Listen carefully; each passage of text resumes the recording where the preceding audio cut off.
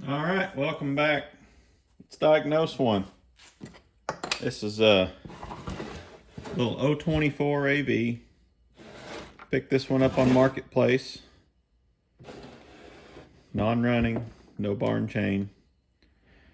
The previous owner said that it had gotten hard to start, and sounds like on occasion they would get it going with starting fluid and use it, and it didn't run very well.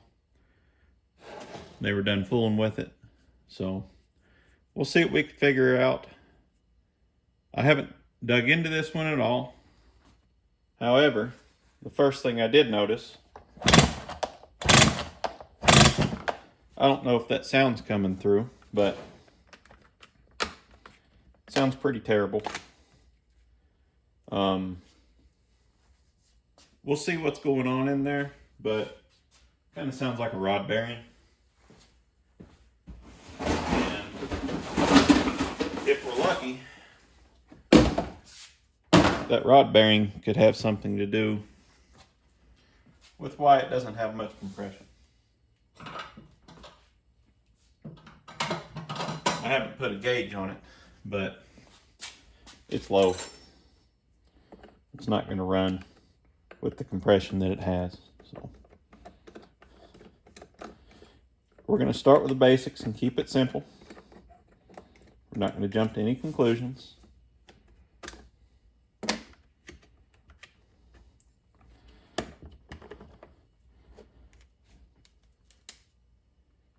Air filter's got a little hole in it. It's not going to do us much good. We'll throw it to the side.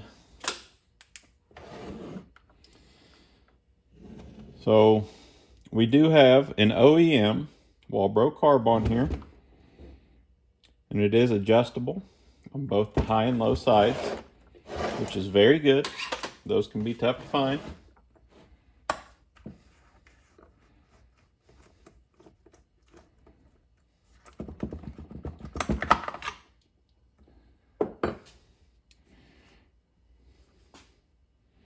Top cover looks okay. Let's see.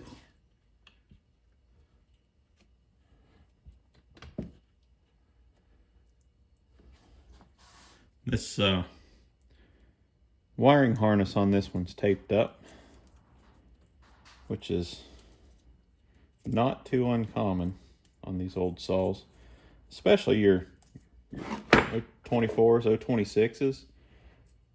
The harness comes up right by this bushing, and I like to rub through right here. This one's been soldered at some point, so yeah, we'll probably take a little closer look at that if we get everything else down in the running condition. Plug's loose.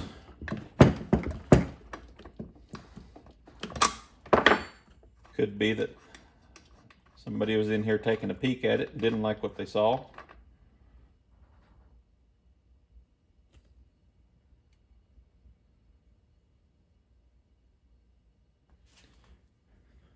Looks like somebody's been sanding on that plug.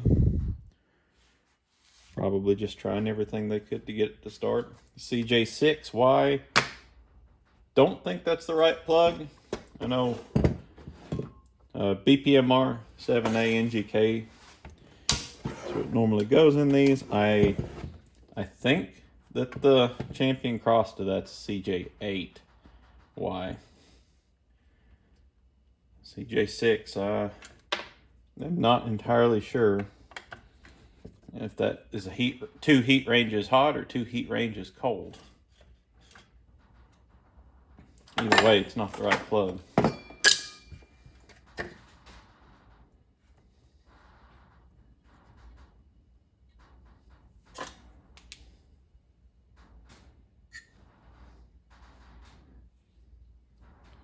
Spark arrestor is open, but definitely some carbon in there. This one's got the big baffle in it. Have to take that the rest of the way off. Guess what else is loose? Yeah. Starting to think they knew a little bit more about that saw than what they were letting on, don't you think? It happens.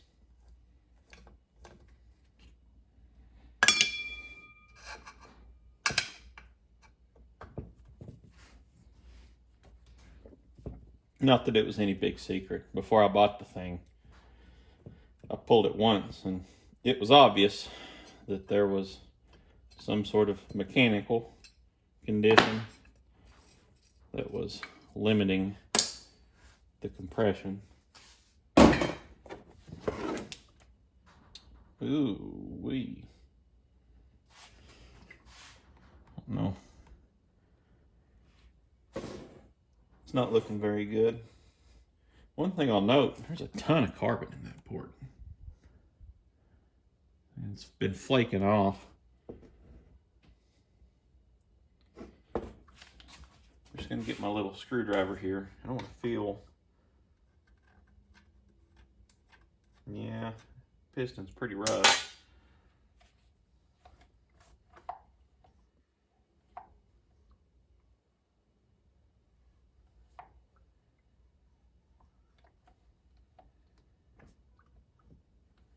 Some water in there.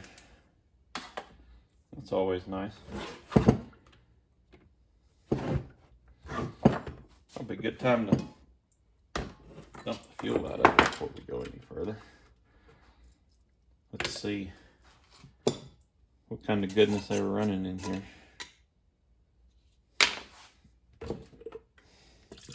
Oh, boys.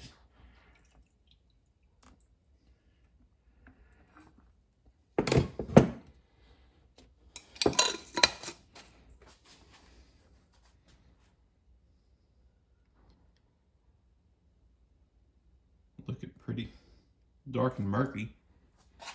You don't have smellogram, but it doesn't smell terrible. It's not super old or anything.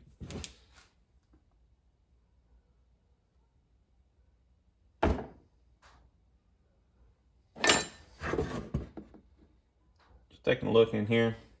A little bit of water in there.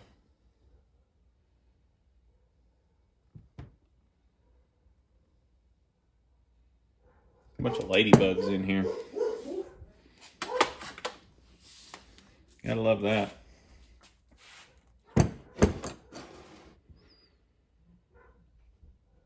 Before I hit pause here, a lot of people struggle taking the rear handles apart on these 024s, 026s, 260s. You watch videos of people working on these things. They have a really tough time because you've got to take this top off the handle. Later in the video, I will show you all the trick to putting those back together. It's super easy. But if you don't know the trick to it, then man, you can really struggle with it. Throttle interlock's fine. This is fine. A lot of times these are broken right up here. Looks good to me. A lot of good parts in this thing. I think we'll be able to make something out of it. We'll see.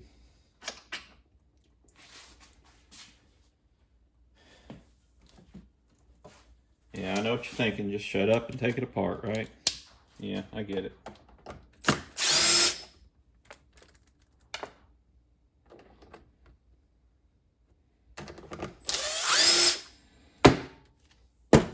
Didn't use a hand tool, so I can't tell you for sure, but I just feel like those nuts were a little loose.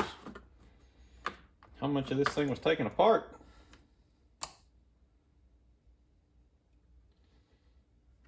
It's always nice.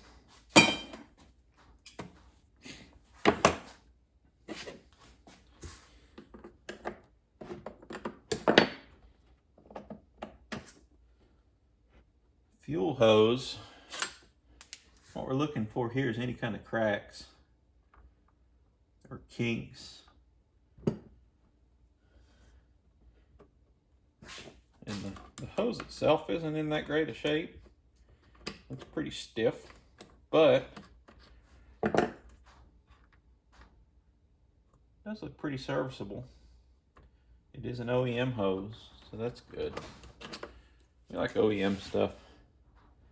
Yeah, little double adjustable. Walbro WT 22A.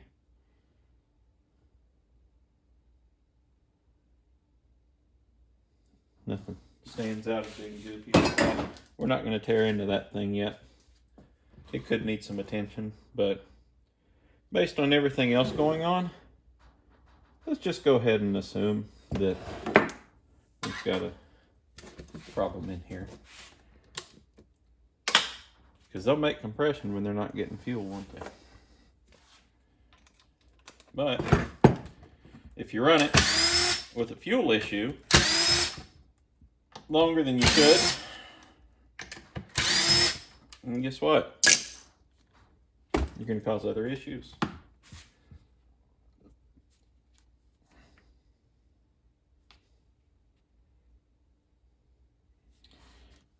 Recoil looks okay. Everything I'm seeing so far is OEM stuff. It's definitely a good sign. That's what I like to see. You know, some of the aftermarket stuff can be okay, but it seems like it can also be more of a headache than it's worth at times. And if you've got good usable OEM parts, then you're a step ahead of the game.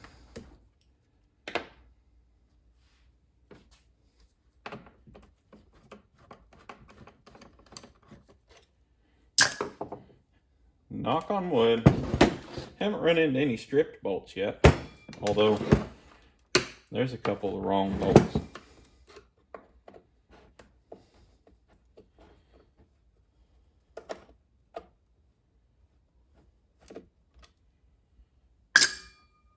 Sure is nice when you go to take a Stihl chainsaw apart and you can just grab your T27 and zip the thing apart real quick.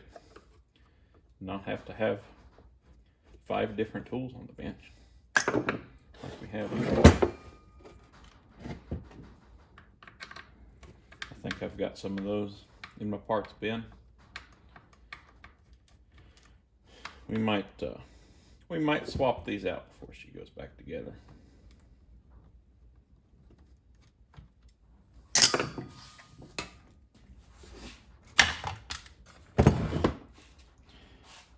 Handle's in really nice shape. The tubing is in nice shape. Nice aluminum handles, not one of the later plastic ones. That's pretty nice just to have. Even if this thing's not worth fooling with, I'll take a pile of spares for the stack any day. Even if I overpay for them on Marketplace.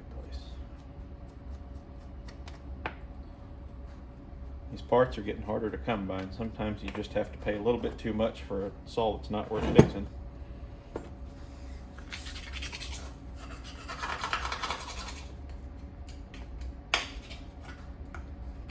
Just to get them.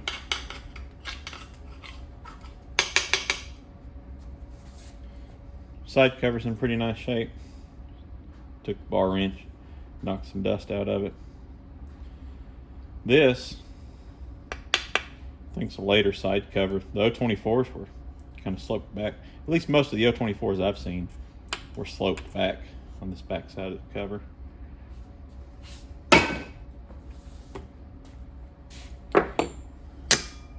Possible that somebody has substituted a part there.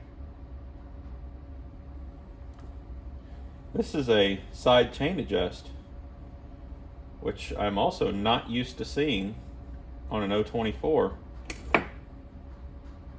Maybe we're dealing with a later model saw here. I don't know, could be. You know more about what years had what than I do? There's so many flathead screws on this thing. It's so weird. I'm starting to think that these are factory, even though I have not seen an 024 that didn't have Torx screws everywhere.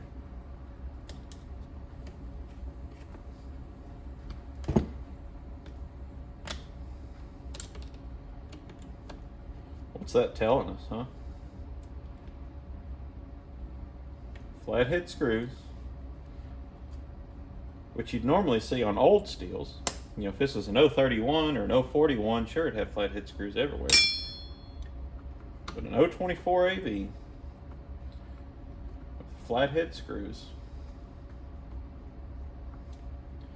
and a side chain adjust on it.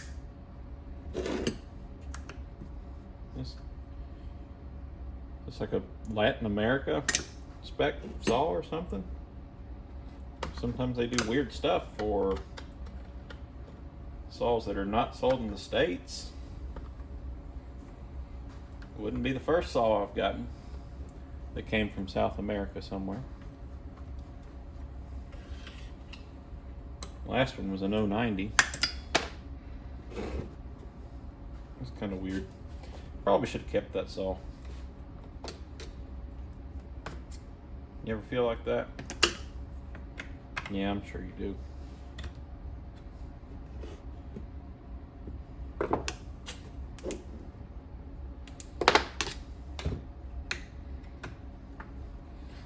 We're just taking the rear handle off right now.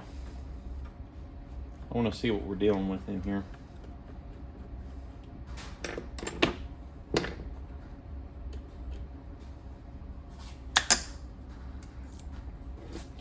We already know the piston scored up a little bit. I want to see how bad this thing is. This may be a part saw, but it's an 024, which the 024 by itself is a pretty darn good little saw.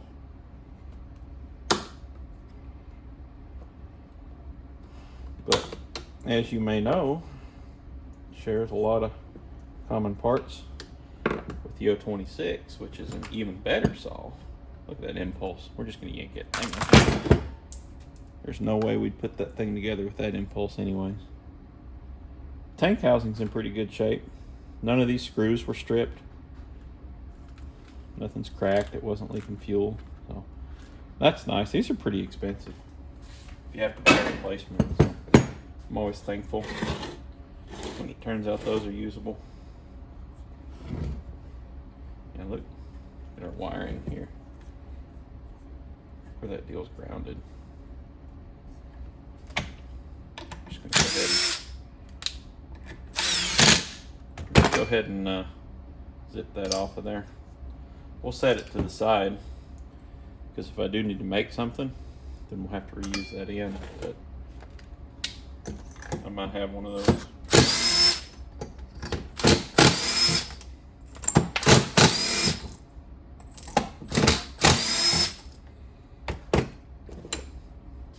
Long reach magnet is your best friend working on these things. Reach right in there, get those screws out.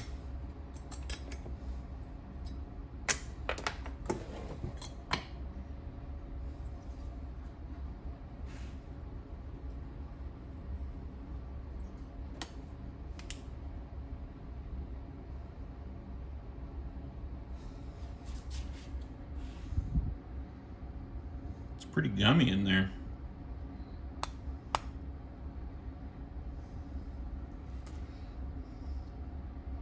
Cool. Little something going on here on the exhaust side.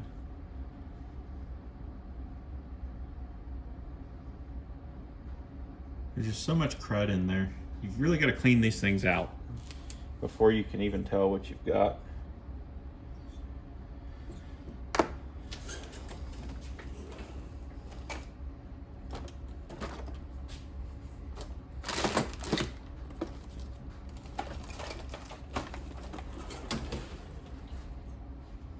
It's definitely an 024 cylinder though, because see, there's no fins on the top. Your 26 cylinders, they had fins on the top.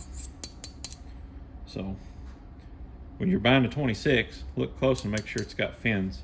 Make sure it's not an 024 with a 26 or 260 top cover on it.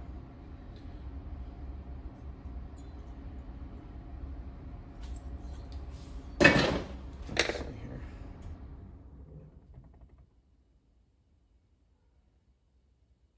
There's definitely some play in those bearings.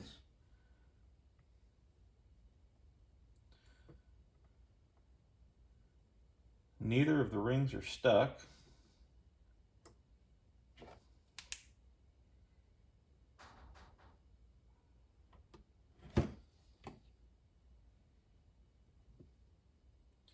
Just some crud in there.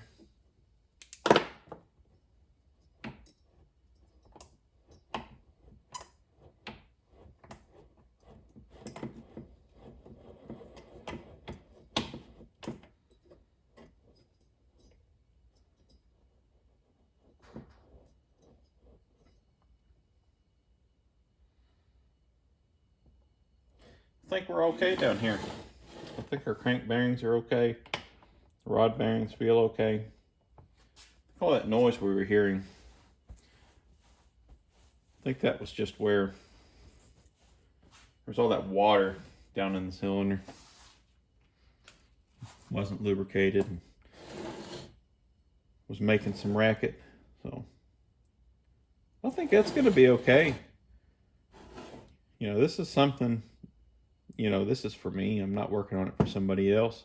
If I was working on it for somebody else, we probably would have went ahead and pressure and vacuum checked it before we took it apart. And that way we would know for sure if there's any other issues. But since this is mine, I think what I'm going to do is start with a cleanup. Clean all this stuff up. I've got a jug that I can pop on this thing that's all blocked off. This is a 24 jug. I've actually got it blocked off so I can pressure and vacuum check crankcases when I put them together, before I even put a piston in them, before you put a rear handle on them. When you have a case split, you put it together, you can just bolt this on there and pressure and vacuum check it and make sure you didn't make any mistakes before you go any further. But I think we're going to clean this up.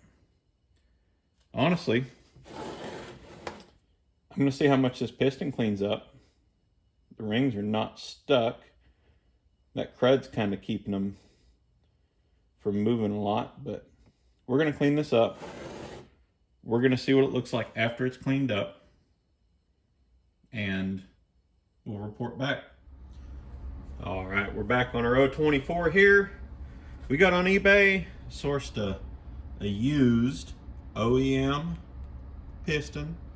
It's in pretty nice shape. Not perfect, but pretty nice. Plenty good enough to use.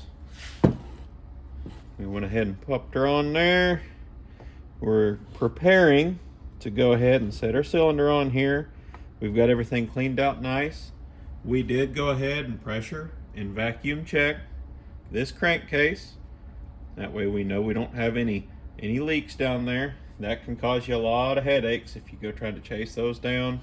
We got our cylinder nice and clean. Scraped piles of carbon out of the exhaust port, some out of the combustion chamber. It's not perfect, but it's good enough. We're not trying to set any records here, right? We're just rebuilding an old 024 that deserves another chance at life. We've got some of these little Neotech ring compressors here.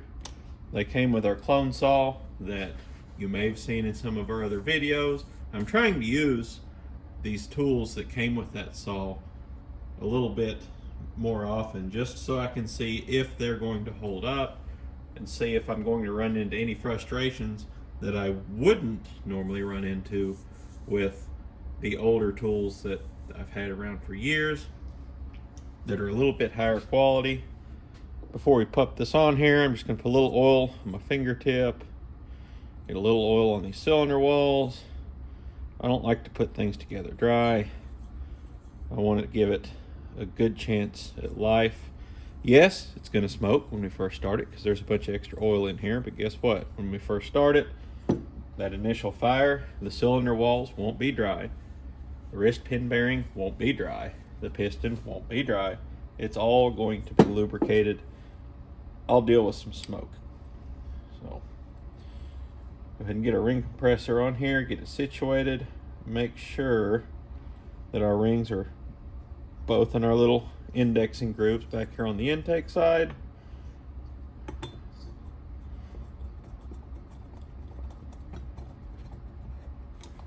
Pop her on there just like that. We are, in case you're noticing and wondering, we are reusing the base gasket on this cylinder. It is intact. It is not broken. It didn't come apart when we took the saw apart. So it's going to seal up just fine. Sometimes we'll take the base gasket off and just use a little bit of sealant to try to tighten the squish up a little bit. We're not trying to build a hot rod here. We're just bringing an old saw back to life. So we're not going to go through the extra trouble of doing that for the minimal gains that we would see. That might be something you want to explore. If you want to try and see how good you can make your saws run. If you're rebuilding a saw that you don't have experience with, like is the case with this saw, I bought it non-running. I would recommend rebuilding it and running it and putting some hours on it before you make any modifications. That way you know where you're at, you can make sure you've got everything right. Then you could start monkeying with it. It gives you a better idea if the things that you're doing are helping any, or if you're just spinning your wheels. So we're still waiting on the impulse hose. Our local dealer is pretty slow getting those parts in. I really don't want to put an aftermarket impulse hose on this saw, so we're going to be waiting for that. I'm going to go ahead, bolt this cylinder down, and we'll just get it ready so that when we get our impulse hose, I'll fire the camera back up, we'll throw the saw the rest of the way back together. All right, we're back on our 024 here. It's been a few days. Got the rest of our parts in. Went ahead and did a little prep off camera. If we remember from the beginning of our teardown there, one of our kill switch wires was pretty well mangled. So we went ahead and popped a new one on here. Of course it's red, used to be yellow and green, but of course that's not going to matter. We were lucky enough to get it up through our wire wrap here, which is important on these. That really protects these wires when they go past these screws or the cylinder head. If these things start shorting out, that can cause a lot of issues, and it can be pretty tough to find too if you don't really know what you're looking for. We also got our new impulse hose. We went ahead and popped it in the tank to get it ready, and we went ahead and put a kit in our Walbro carburetor. Old gaskets, the 10% ethanol had done its thing with them, which is not unusual at all, of course. So now we're pretty much ready to throw this thing together, and it's coming along pretty well. We've got it pretty nice and clean. Once again, we did pressure and vacuum check the crankcase before we started assembling it, so we know that our crank seals are good. We know that our seal between the case halves is good, so we won't have any problems there. Of course, we can go ahead and do a pressure and vacuum check once we get our tank on there, but I always like to check it before we put the tank on if there is a problem down here in the crankcase. It's nice to not go through the trouble of putting all that back together and then having to take it right back apart because we need to split the case and change a gasket. So we're going to go ahead and start easing this sucker together.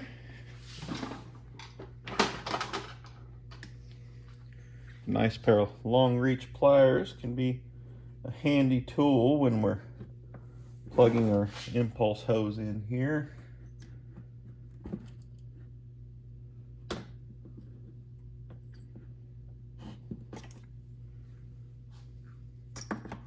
You want to make sure you get it seated completely.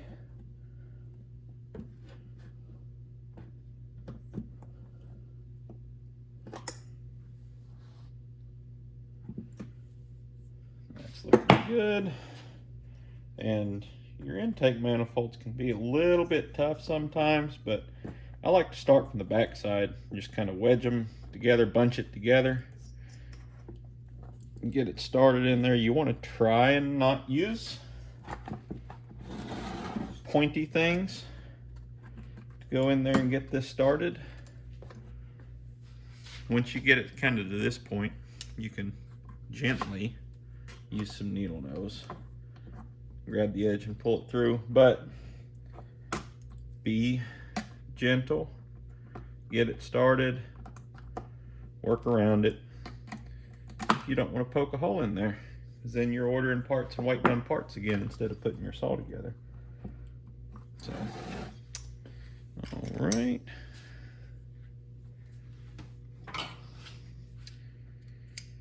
Ready to throw this thing back together. And remember, this thing, it had flathead screws, but they look to be OEM screws. That's not something I'm used to seeing, especially on what seems to be a later model 024. It's got a side chain adjust, and unlike a lot of the 024s you see, it does have 2 bar studs. Some of your 24s just have a dummy stud up here. So still not exactly sure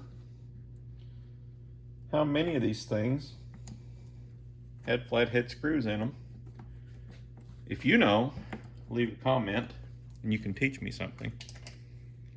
That's not something I'm used to seeing on these things. Pretty interesting though.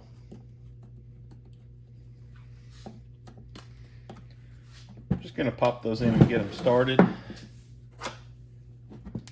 Bring the light out, do a visual check, make sure the impulse hose is still where it needs to be, because if not, now is a good time to find out before we go any further.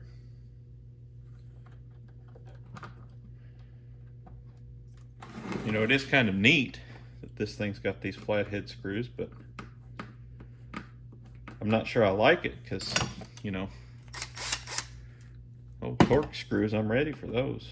We can zip those together quick. That's okay. Snug that down. Come back and snug these 2 down. Since everything's lined up, we won't have any issues with that anymore.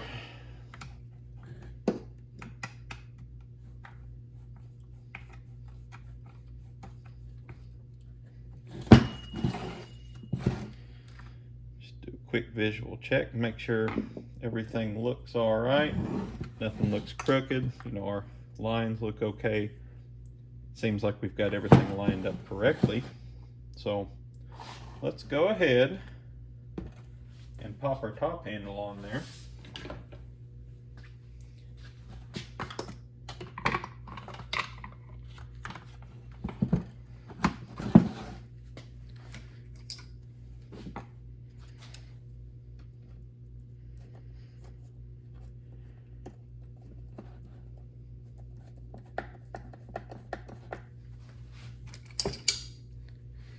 Of course, you'll notice I'm just kind of getting screws started. Then I'm going to come back and tighten them. You all already know that though, right? It's pretty standard if you're working on almost anything. Makes it a little easier to get everything lined up.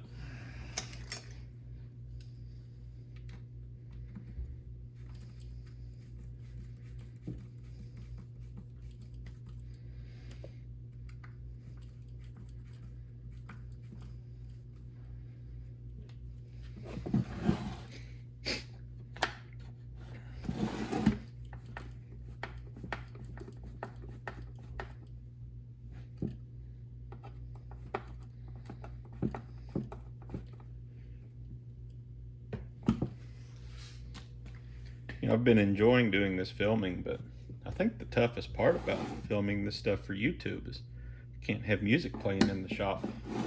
YouTube doesn't like the copyright infringement. So that's a little bit of a shame. But that's okay. We can deal with it.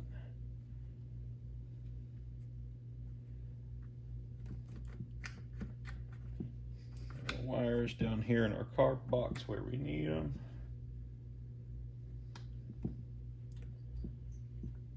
And I think we'll go ahead and spoil this thing with a fresh NGK BPM R7A. If you're going to get these plugs from an auto parts store, don't just go in and ask for the BPM R7A. What you're going to run into is you're probably going to get one with a screw on top, which you never want to use on these things. You're going to have issues with the screw-on terminals. I've got one right over here that I pulled out of a plug earlier. This is the kind where that top screws off, right? Those things, they'll melt your plug boots, or they'll get loose and it'll run erratically. You'll chase yourself in circles trying to figure it out sometimes. But if you're going to get one of these from a parts store, make sure to get it by the stock number 6703. The screw on top still a BPM R7A, but it's got a different stock number. So if you get a 6703, you're going to be in business.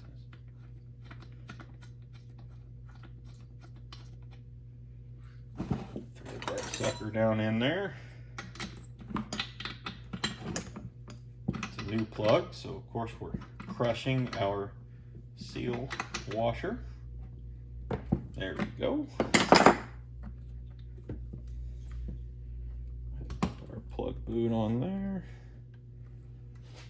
Make sure this is looking good. You don't want these wires to rub metal down here. This one, even if a plastic case top or the starter cover pushes against this heavy shielded part is the only thing that might come in contact there, and that's what you want. And these wires are pretty protected. They're not up against anything sharp, anything they're going to rub on and rub holes in your insulation and start shorting out. You don't want that. That causes a lot of headache. All right. Starter cover, like the rest of the saw, cleaned up pretty nicely. This one, rope's in decent shape. I don't think we'll bother replacing that.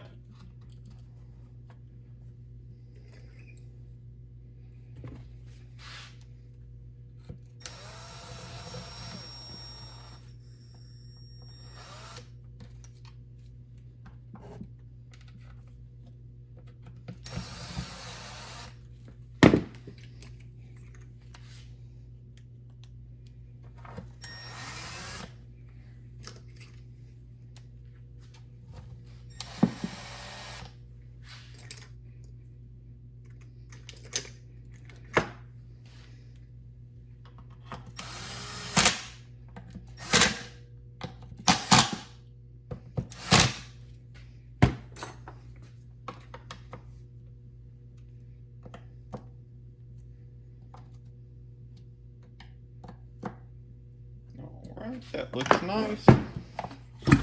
Yeah, that's a good thump. That's what we're looking for. Let's get our muffler out.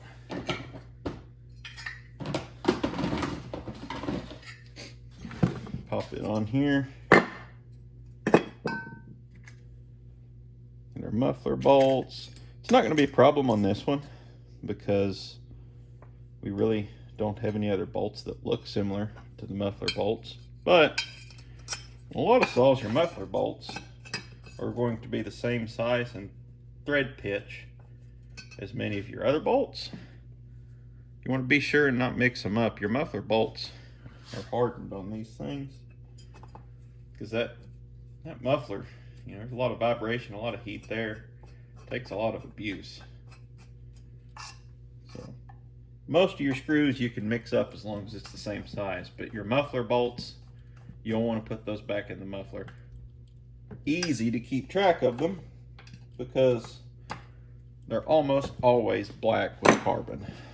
So this one got a little chunk of carbon down in here. We're gonna go ahead and pick that free. We don't want it floating around.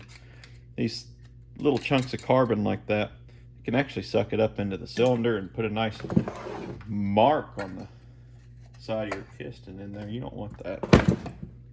So any kind of carbon that looks like it's about to break off, just go ahead and get it out of there. This muffler cover is one of the covers that has the smaller outflow holes.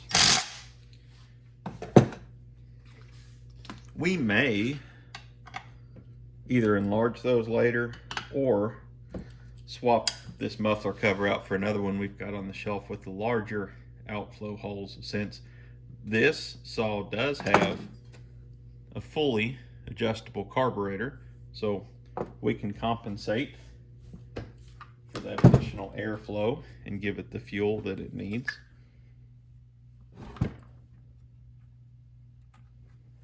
But for now, we'll just put it back together how it came apart. These are fine running little saws just like that. They really don't need a bunch of extra tricks and things just to have a good saw. That being said, if it's something you want to tinker with, go for it. It is fun to see what you can get out of these things sometimes. Right? Right. Our chain catcher has caught a few chains. We're going to take a pair of pliers over here and bend it back open just a little bit so we can get our tools in there.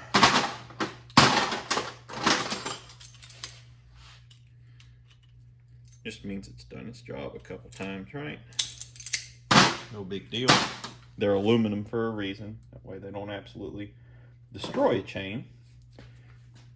They just help that chain not be spinning when it goes into your leg or into the side of your crankcase or wherever else it might end up. I get a lot of used saws if those are broken off. You can go ahead and replace that if you have one that's broken. They're not expensive. A couple bucks at the dealer. They can save you from getting hurt, and they're really not in your way when you're trying to use them. A lot of safety stuff, people don't like using it because they think it's in their way all the time. That's not in your way.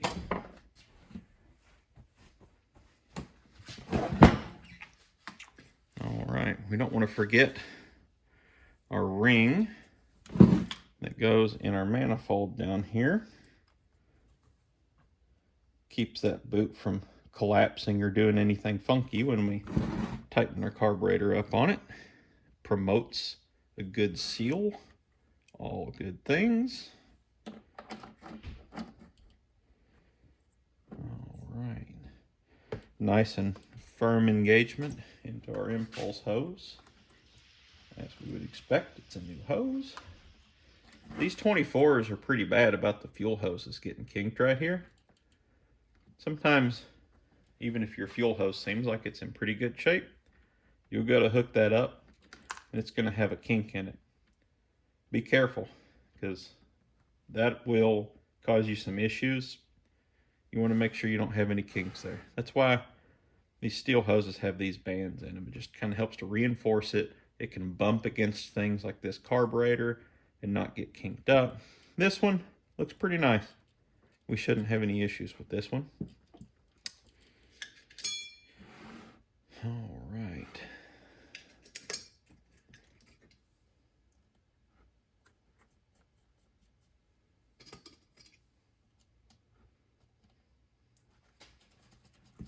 Pop these carburetor nuts back on here.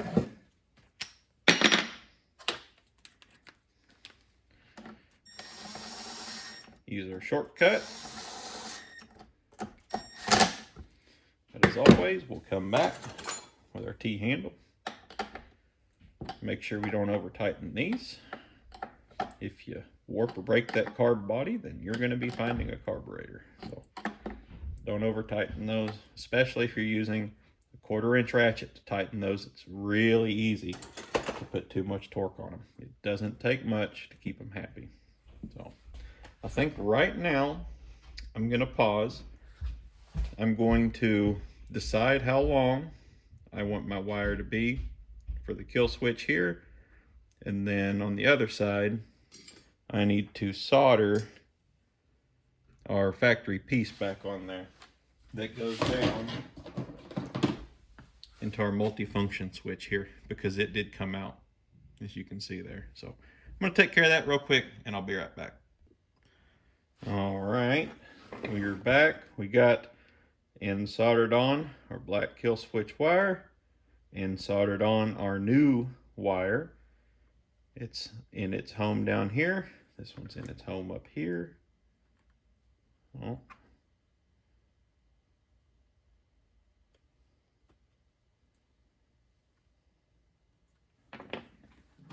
Was in its home up here. It's all right. That's the universe telling me that I should have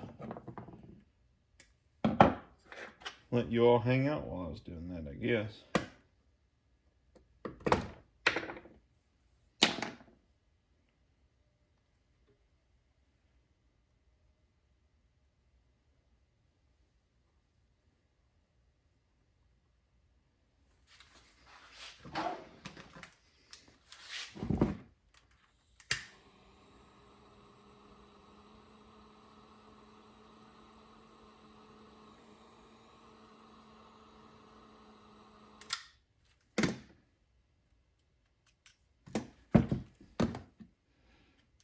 Solder melted back in there.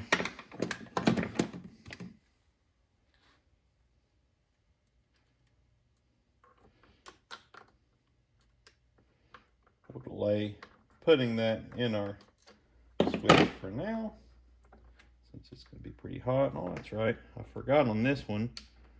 I noticed when we were taking it apart, this spring was pretty far out of adjustment. Sometimes these springs will need tweaked around a little bit. This one, if memory serves, needed squeezed in just a little bit. Be easy with them, take your time. You can always move it just a little bit more. Sometimes it's harder to move it back a little bit more than it is to move it just a little bit from the get-go.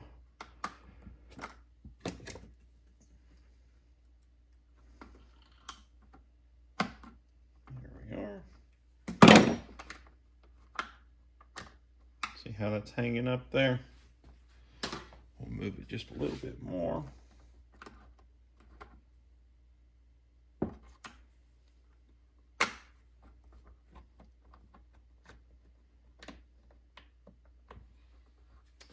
Should do it.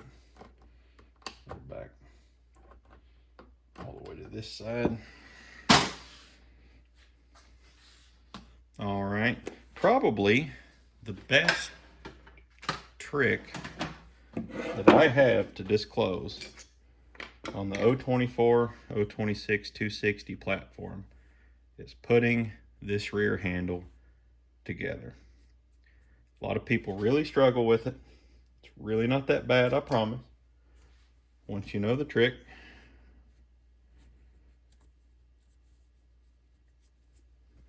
So we're going to start with our throttle rod here. Take your little orange screwdriver that we all have on our bench, wipe it off so it's clean. Open your throttle butterfly up, put your linkage in there.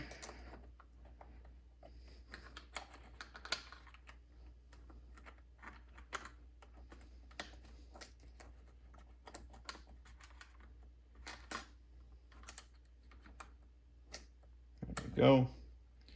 Then let that close. And here's where people struggle. It's getting this handle together. So we've got that where it needs to be. I'm just going to hold it there. Take your throttle interlock. It's got your little tab right here. It lines up on this spring. That's what keeps it springing up. Put it on that tab. Put it where it goes and depress it. Put your throttle rod back in your trigger. Squeeze your trigger open. And as long as you hold that trigger, you can release your interlock. It will stay put. And everything else will stay put so that you can put your cover on gently. Once it's on, hold it down. You can release that. Make sure you've got proper operation as always. Make sure your throttle is opening all the way up. Then you can put your screw in it.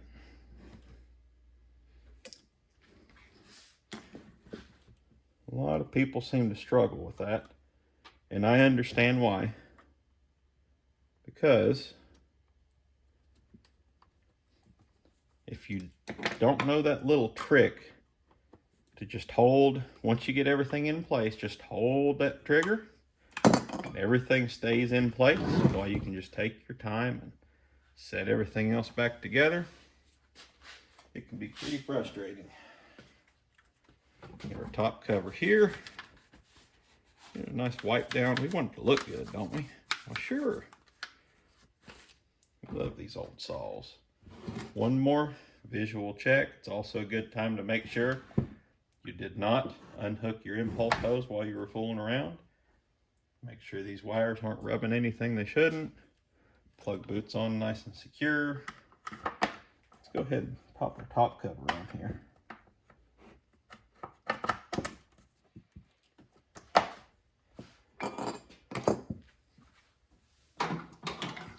The bigger the screwdriver, the better on these.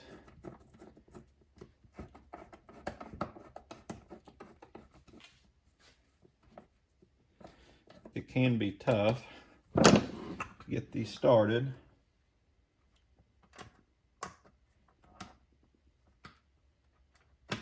There we go. I think we're lined up better now. There we are. Put that on. And our air filter was in pretty bad shape. See, it had a hole in it here. I'm not sure if the flocking is all gone off of this one or if it was one of the winter filters that doesn't have any flocking. But either way, I have a filter in a little bit better shape in my parts bin.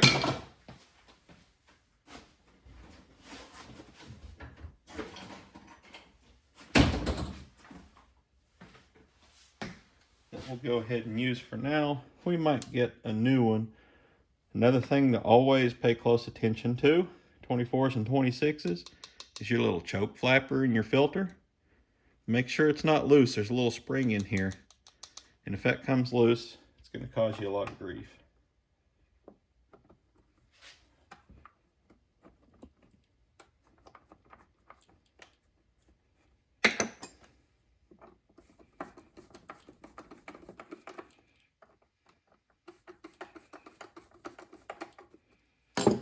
Again, big screwdriver on these aluminum screws.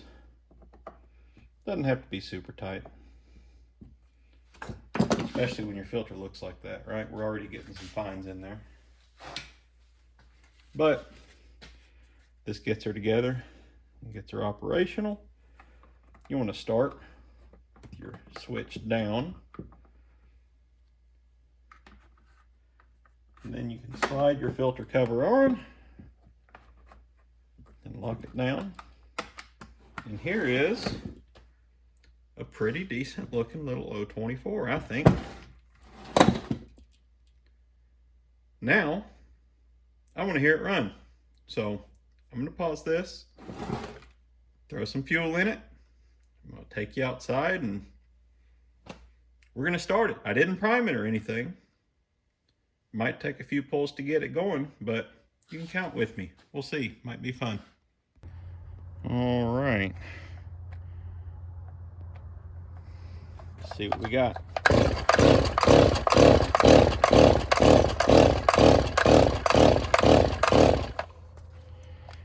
Oh, yeah, our choke's not sealing up very well there.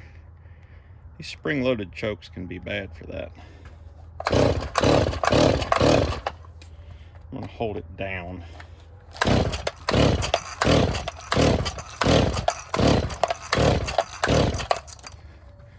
Back to the bench.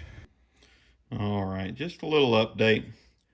This filter's choke flapper was not interfacing very well with the lever on this saw. I went ahead and got this old filter out here. Like I said, it's a little cruddy looking. We're gonna wind up putting a new one on here anyway before it really gets any use. But this one is doing just a little bit better down here. So we'll see if that helps us out any. If not, then we're going to have to adjust that little spring in there a little bit more. So, take you back outside real quick, we'll try again.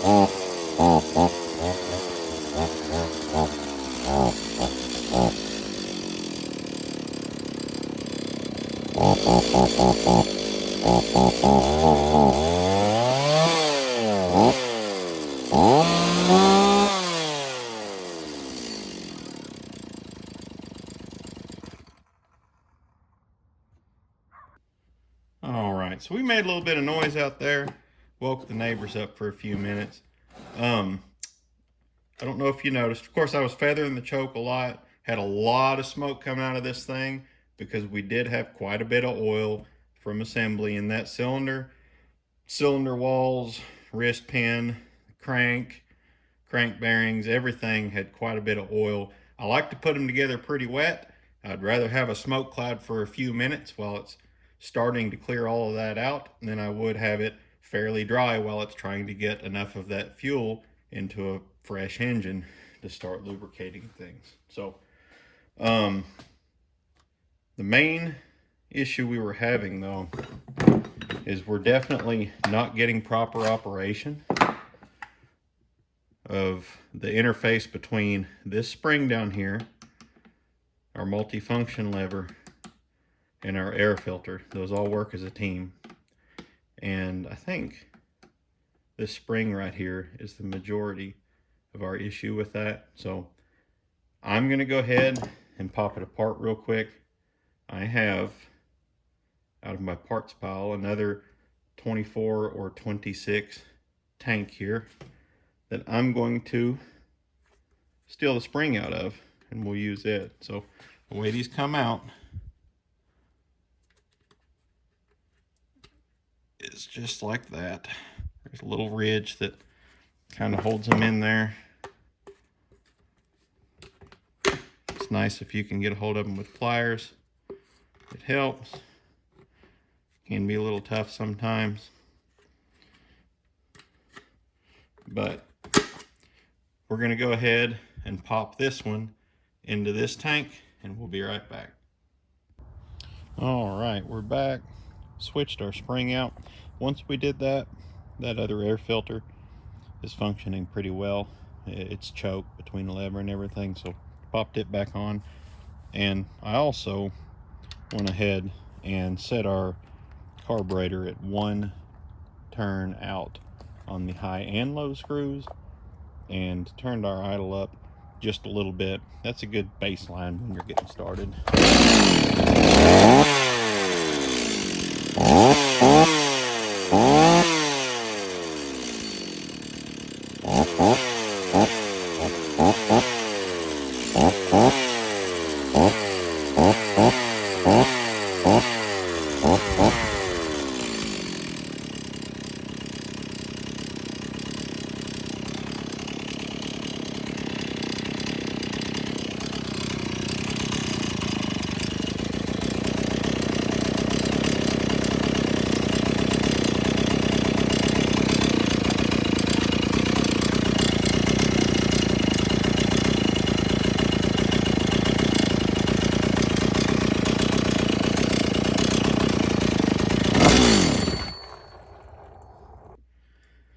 Well, as we could see, we did not have successful kill switch operation, but that's okay. I'll take that. You know, when you tear one down and you throw it back together, if you just have one or two little kinks to work out, then that's not too bad. Overall, it's running pretty well. Starting to get our assembly oil worked out of its system there. I didn't try to do any tuning on the carb. We'll go ahead and put a bar and chain on it and run it. You know, we like to get them up to operating temperature before we really try to adjust those carburetors anyways. And there's no point in adjusting the carburetor while it's still trying to work all of that oil out of the cylinder. As you can see, we are definitely pumping bar oil, which is good. We didn't get into that system any, so that'll all be nice and operational. But overall, this saw should be a pretty decent little saw. So we're gonna get back in here. I'm sure the issue is our solder connection on one of these two wires. I was kind of being lazy and using a torch to try to melt the existing solder in there rather than, you know, getting a nice fresh solder pool in there to put the wire in. So I'll redo that, and that should take care of our kill switch non-functioning issues.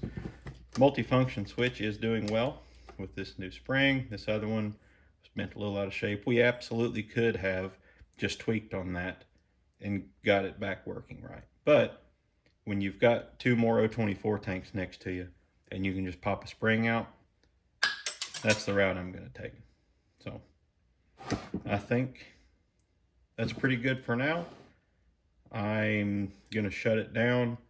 I do think that we may try to do one more clip for this video because we watched this saw come together. We want to see it cut, right?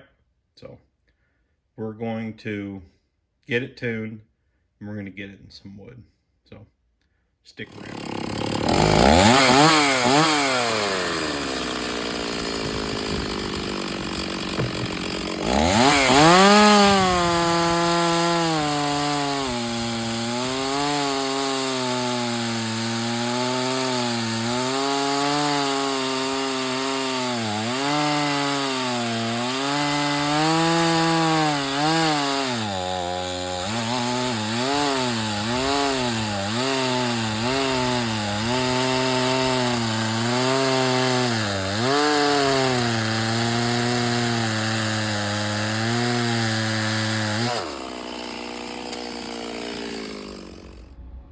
What do we think?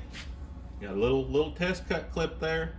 Nothing special, just a little 16-inch Oregon 325 bar and a semi chisel chain.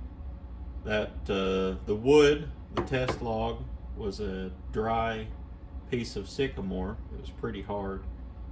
You know, saw's no hot rod. We pretty much knew that was going to be the case. These O24s never were the hot rod, right? They're kind of the little brother to the O26, same chassis, but 2mm stroke and 2mm bore difference makes a big difference.